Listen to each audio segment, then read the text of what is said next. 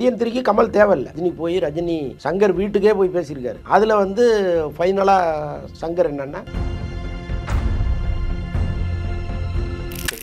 ராமாயணம் 4000 கோடியில் அந்த படம் உருவாகிறதா சொல்ல வர்றாங்க. அவதாரே 4000 கோடிக்கு எடுக்கல. அப்புறம் இவங்க எதுக்கு 4000 கோடி செலவு பண்ணணும்? இப்போ இதற்கு பின்னால் வந்து ஒரு அரசியல் இருக்கு. யாரோ சொல்லி யாரோ அதில் இன்வெஸ்ட் பண்ணுறாங்க. ஸ்டாலினுடைய அப்பா வந்து இந்த திருமணத்துக்கு உடன்படல. அப்போ நீங்கள் எனக்கு ஒரு பெரிய தொகையை கொடுங்க. அதை வந்து அஜித் ரொம்ப ஒரு சாஃப்டான ஒரு படமாக தான் இருக்கும். இந்த டைம் ரத்தம் சொட்ட சொட்ட ஒரு படம் வரும் அப்படின்ற மாதிரி சொல்கிறாங்க. அவர் வந்து ஒரு மசாலா படத்தையோ ஒரு ரத்தம் சொட்டுற ஒரு படத்தையோ நிச்சயமாக அவர் பண்ண மாட்டார். அதனால் வந்து விக்ரமுக்கு ஒரு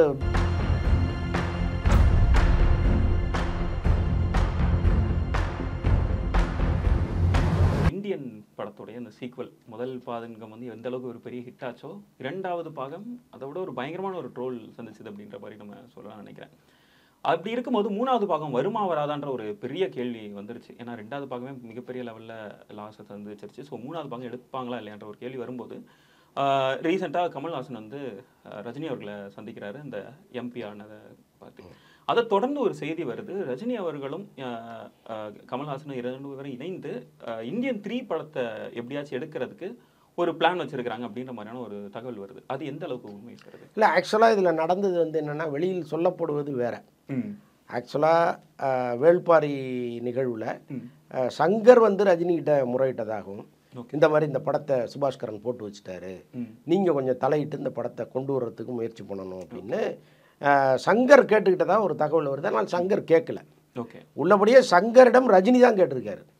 என்ன காரணம்னா, சுபாஷ்கரன் வந்து ரஜினிகிட்ட பேசி, சார் இந்த படத்தை 2 பேருமே சேர்ந்து போட்டுட்டாங்க, இது இப்போ இந்த படத்தை திரும்ப ஆரம்பிக்கணும்னு பேசினோம்னா சங்கர் வந்து அவருக்கான சம்பளத்தை கேட்குறாரு, கமலும் அவருக்கான சம்பளத்தை கேட்குறாரு. இதில் என்னன்னா, கமலுடைய போர்ஷன் ஆல்மோஸ்ட் முடிச்சுட்டாங்க. இந்தியன் 3க்கு கமல் தேவையில்லை. தேவைப்பட்டால் 1 நாள் 2 நாள் தேவைப்படலாம். அதை தாண்டி அவர் டேட் அவங்களுக்கு தேவையில்லை. அதனால் வந்து இப்போ 2 பேரும் இருந்தால் தான் இந்த படத்தை முடிக்க முடியும்னு அவங்க சொல்கிறாங்க. என்கிட்ட பணம் கிடையாது. ஏற்கனவே இந்தியன் 2ல் பெரிய அளவு அவர் இழந்துட்டார். அதற்கப்புறம் வந்து இங்கே தமிழ் சினிமாவில் நிறையா அவர் இழந்துட்டார். அப்போ நான் பணமாக என்னால் கொடுக்க முடியாது. நீங்கள் பேசி சங்கருடைய சம்பளம் கமலுடைய சம்பளம் இது 2ஐயும் ஆஃப்டர் ரிலீஸ் வாங்கிக்கிறதுக்கு ஒத்துக்க சொல்லுங்கள். அப்புறம் வந்து இந்த படப்பிடிப்பு வந்து அவங்க 30 நாள் கேட்குறாங்க, அவ்வளோ நாள் நம்ம கொடுக்க முடியாது. படப்பிடிப்புக்கு என்ன செலவாகும்னு சொல்லுங்கள். என்னால் 1.5 கோடி ரூபா கொடுக்க முடியும். அவங்க 6 கோடி கேட்குறாங்க போடுது சங்கர். இப்போ ரஜினி போய் ரஜினி சங்கர் வீட்டுக்கே போய் பேசியிருக்காரு. அதில் வந்து ஃபைனலாக சங்கர் என்னன்னா, சம்பளத்தை கூட நாங்கள் அப்புறம் வாங்கிக்கிறோம், நீங்கள் வந்து கேட்டதுனால. இல்லைன்னா இந்த சமாதானம் வந்து நடக்கவே நடக்காது. ரஜினி வந்துட்டாரு, ரஜினிக்காக பண்ணணும் அப்படிங்கிற ஒரு இடத்துக்கு அவர் வந்துட்டார். அப்போ சரி ஓகே சார், 6 கோடி ரூபா வாங்கி கொடுங்க. விஎஃப்எக்ஸ் இல்லாமல் படத்தில் விஎஃப்எக்ஸ் செலவுன்னு ஒன்று தனியாக இருக்குது, அது இல்லாமல் நீங்கள் 6 கோடி ரூபா வாங்கி கொடுங்க, ஷூட்டிங்கை முடிச்சு கொடுத்துட்றேன் அப்படின்னு இவர் சொல்லியிருக்காரு. மறுபடியும் சுபாஷ்கரன்ட்ட ரஜினி பேசும்போது அவ்வளோ முடியாது, 1.5 கோடி ரூபா தரேன் இவ்வளோ பண்ண சொல்லுங்கன்னு அவர் சொல்லியிருக்காரு. ஸோ இந்த பிரச்சனை ஒன்று போயிட்டு இருக்கு. இது சால்வ் ஆயிடுச்சுன்னா ஷூட்டிங் வந்துடுவாங்க. பட் இந்த நிமிஷம் வரைக்கும் கமல்கிட்ட ரஜினி இது சம்மந்தமாக பேசலை. இல்லை, முதல்ல சங்கர்கிட்ட பேசியிருக்காரு. இவங்க 2 பேரும் ஒரு உடன்பாட்டுக்கு வந்த பிறகு ஒருவேளை கமல்கிட்ட பேசி இந்த 2 நாள் டேட் வாங்குறாங்களா அல்லது கமலே இல்லாமல் முடிக்கிறாங்களாங்கிறது தெரியல. அடுத்ததாக நான் கேட்கணும்னு நினைக்கிறது ராமாயணம். இந்த திரைப்படம் வந்து ஒரு மிகப்பெரிய ஸ்டார்ஸ்லாம் இருக்கிறாங்க. எல்லா இண்டஸ்ட்ரியிலையும் ஒவ்வொரு பெரிய பெரிய ஸ்டார்ஸ் இருக்கும்போது ரீசெண்டாக 4000 கோடியில் அந்த படம் உருவாகிறதா சொல்ல வர்றாங்க. இது கிட்டத்தட்ட அவதார் படங்களை விடவும் அதிக பட்ஜெட் அப்படின்ட்டு.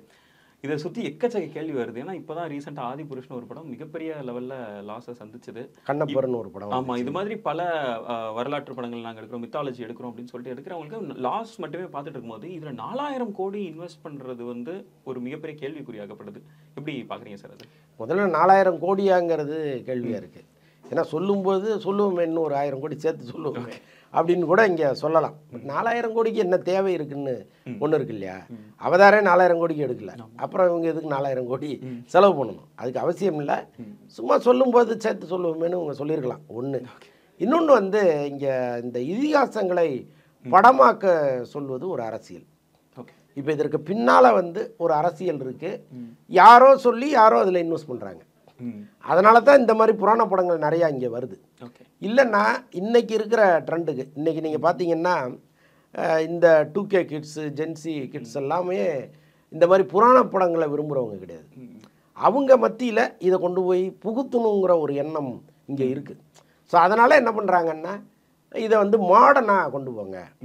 இப்போ ஒரு ராவணன் இருக்கார், ஒரு ராமன் இருக்காருன்னா அவங்க வந்து ஒரு மாதிரி எப்படி இந்த காமிக்ஸ்லாம் வரும் இல்லையா, ஸோ அந்த மாதிரி நம்ம வழக்கமாக ட்ராமாவில் பார்த்த ஒரு ராமர் வரமாட்டார், ஒரு 30 வருஷத்துக்கு முன்னாடி பார்த்த படத்தில் உள்ள ராமர் வரமாட்டார், வேறு மாதிரி வருவார். இப்போ கல்கின்னு ஒரு படம் பார்த்தோம், அதில் பார்த்தீங்கன்னா எல்லாமே வேறு வேறு மாதிரி இருக்குது. எனக்கு கதையே புரியல ரொம்ப நேரம், என்னடா அது எங்கெங்கேயோ போகிறாங்களே என்னமோ அப்படின்ட்டு. ஸோ அப்படி வந்து இதை மாடர்னாக மாற்றுறாங்க. ஓகே, அவங்க நோக்கம் என்னென்னா இந்த இதிகாசங்கள் வந்து ஒரு கட்டத்தில் பிரேக் ஆகிடக்கூடாது, இதை கொண்டு போய் அடுத்த தலைமுறைன்னு கொண்டு போய் சேர்க்கணுங்கிறது தான் அவங்க எண்ணமாக இருக்குது. அப்போ இதுக்கு பின்னால் ஒரு அரசியல் இருக்குது. அவங்களுக்கு நீங்கள் சொன்ன மாதிரி 4000 கோடியாகவே இருக்கட்டும், அது ஒரு பெரிய காசு கிடையாதுங்கிறது தான்.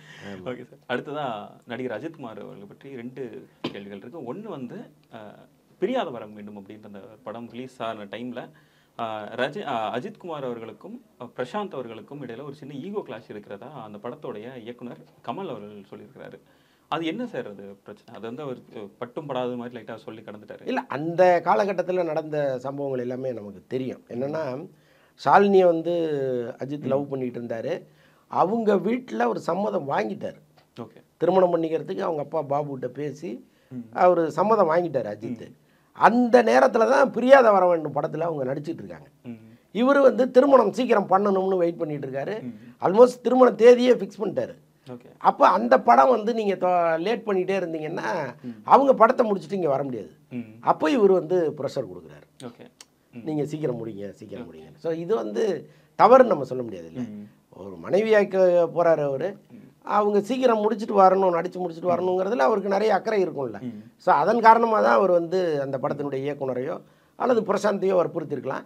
பட் அதில் ஒன்றும் தவறு இருக்கிறதா தெரியும். அதுக்கப்புறம் அதுலேயே இன்னொரு கேள்வியும் வருது, திருமணத்துக்கு அப்புறம் நடிக்கக்கூடாது அப்படின்ற முடிவு வந்து ஷாலினி அவர்களோட தான் இல்லை அஜித்குமார் அவர்களோட தான் அப்படின்ற ஒரு கொஸ்டினும் வைக்கப்படுறாங்க. இதில் என்ன சார்? இல்லை, எனக்கு தெரிஞ்சு அஜித் அந்த விஷயத்தை சொல்லியிருக்கலாம். என்ன அப்படின்னா அப்போ நடந்தது தான். ஆக்சுவலாக அது வந்து நாங்கள் கேள்விப்பட்ட தகவலை பல வருஷம் கழித்து நான் சொல்கிறேன். அதில் உண்மை பெரும்பாலும் இருக்கலாம், அல்லது அந்த நேரத்தில் சொல்லப்பட்ட வதந்தியாக கூட அது இருக்கலாம். என்னென்னா அந்த பாபு ஒரு ஷாலினியுடைய அப்பா வந்து இந்த திருமணத்துக்கு உடன்படல. என்னென்னா அன்னைக்கு ஷாலினியும் ஷாம்லியும் பெரிய நடிகைகளாக இருந்தாங்க, ஒரு பெரிய வருமானம் வந்துட்டு இருந்துச்சு. அப்போ இவங்க இன்னும் தொடர்ந்து 10 வருஷம் 20 வருஷம் நடிக்கணும்னு அவர் நினச்சிக்கிட்டு இருந்தார் அவங்க அப்பா.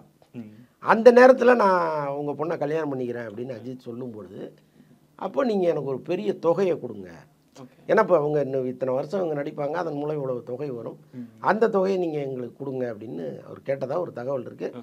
அதை வந்து அஜித் கொடுத்துட்டு தான் கல்யாணமே பண்ணார். அப்போ அதுக்கப்புறம் அவங்க நடிக்கக்கூடாதுங்கிறது தானே அதுக்குள்ளே இருக்கிற இன்னொரு பொருள்.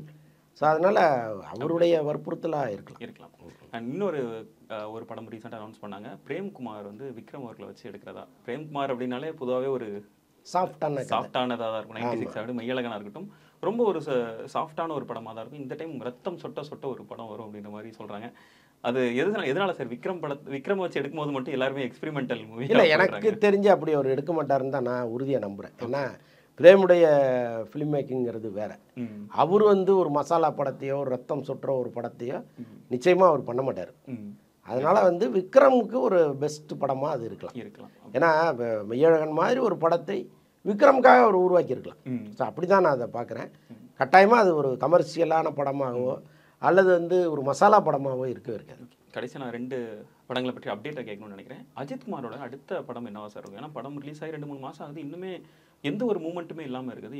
அதை பற்றி என்ன எதுவும் அப்டேட் இருக்கா? அடுத்த படம் வந்து ஒரு ஆதிக் ரவிச்சந்திரனுக்கு தான் பண்ணுறாரு. ஓகே, டைரக்டர் முடிவு பண்ணிட்டாரு, பட் ப்ரொடியூசர் யாருங்கிறது தெரியல. ஏன்னா அஜித் கேட்குற சம்பளத்தை கொடுப்பதற்கு எந்த ப்ரொடியூசரும் இப்போ தயாராக இல்லை. ஏன்னா குட்பேடாக்லேயே ஒரு 60-70 கோடி ரூபா லாஸுங்கிறாங்க அந்த நிறுவனத்துக்கு, மைத்ரி மூவி மேக்கர்ஸ். ஸோ இப்போ மைத்ரி மூவி மேக்கர்ஸ் அஜித்தை வைத்து அடுத்த படம் எடுத்தால் கூட இந்த சம்பளத்துக்கு முதல்ல ஒத்து வர மாட்டாங்க. இன்னொன்று ஆதிக் ரவிச்சந்திரன் வேணாங்கிறாங்க. ஏன்னா படப்பிடிப்பு சமயத்தில் இவருக்கும் தயாரிப்பு நிறுவனத்துக்கும் ஒரு பெரிய பிரச்சனை ஒன்று இருந்திருக்கு. அதனால் அவர் மீது அவங்க ஒரு வெறுப்பில் இருக்காங்க. வேறு டைரக்டர்னா சொல்லுங்கள் சார் நம்ம படம் பண்ணலாங்கிற அளவுக்கு அவங்க பேசுகிறாங்க. மைத்ரி மூவி. ஆமாம், பட் அஜித் வந்து இல்லை அடுத்த படம் இவர் தான் பண்ணணுங்கிறதுல உறுதியாக இருக்கார். இதற்கடையில் வந்து டைரக்டர் சரண் அமர்கலம் அட்டகாசம்லாம் எடுத்தார் பாருங்க. அவர் வந்து அஜித்துக்கு ஒரு கதையை சொல்லி அஜித் வந்து அவருக்கு படம் பண்ணுறதுக்கு ரெடி ஆகிட்டார். என்ன காரணம்னா அவர்கள் காதல் கைகூண்டத்துக்கே சரண் வந்து ஒரு மிகப்பெரிய காரணம். அவங்க படத்தில் தான் அந்த காதல் உருவாச்சு. அந்த காதலை வளர்ப்பதற்கு சரண் வந்து பயங்கரமாக ஹெல்ப் பண்ணார். ஸோ அந்த நன்றி கடனை வந்து இவ்வளவு காலம் கழித்து அஜித் தீர்த்துக்கிறார். ஸோ அதனால் அவருக்கு ஒரு படம் தராரு. இதுதான் இப்போ இருக்கிற லைனப். இதுக்கப்புறம் வேறு நிறைய பேர் பேசிகிட்டு இருக்காங்க அஜித்தோட. இன்னும் சில நாட்களில் சூர்யா அவரோட பிறந்தநாள் வரப்போகுது. என்னென்ன அப்டேட்ஸ்க்கு தான் சார் வெயிட் பண்ணலாம்? எனக்கு தெரிந்த இந்த நலத்திட்டங்கள் நிறையா பண்ணுவாங்க. ஒவ்வொரு முறையும் வந்து சூர்யா பிறந்த நாள் அன்னைக்கு, அதுவும் 50வது பிறந்தநாள் அப்படின்ற மாதிரி அது ஒன்று. எப்போவுமே சூர்யாவை பொறுத்தளவுக்கு நீங்கள் யார் வந்து அதிக முறை ரத்த தானம் பண்ணியிருக்காங்களோ அவங்க வந்து என்னோட பர்சனலாக ஒரு டின்னர் வச்சுக்கலாங்கிற அளவுக்கு அவர் என்கரேஜ் பண்ணுறாரு. ஓகே. இப்போ சமீபத்தில் வந்து அந்த மாதிரி சூர்யாவுக்காக நிறைய முறை ரத்த தானம் பண்ணவர், இந்த கொரோனா டைமில் வந்து ஒர்க் பண்ணவர், வெள்ளம் டைமில் ஒர்க் பண்ணவர். ஸோ இவங்களெல்லாமே ரொம்ப யார் ஹார்ட் ஒர்க் பண்ணாங்க மக்களுக்காக, அவங்களெல்லாம் ஸ்பெசிஃபிக்காக கண்டுபிடிச்சி அவங்கள வர வச்சு அவங்களோட ஒரு டின்னர் அவர் வச்சுக்கிட்டார். ஸோ அந்த மாதிரி பண்ணுறவர் இந்த பிறந்த நாளைக்கு அதை விட பிரமாதமாக ஏதோ ஒன்று பண்ண போகிறார். அது மட்டும் ஒரு பட அப்டேட்ஸ் இருக்குமா சார்? பட அப்டேட்டு அவர் ஏற்கனவே பண்ணிகிட்டு இருக்கிற படத்தோட டீசர் மட்டும் ஒன்று வருது கருப்பு படத்துலேருந்து. மற்றபடி புது அப்டேட் வந்து என்னன்னு தெரியல. ஓகே, ரொம்ப thank you sir. Thank you so much. நன்றி.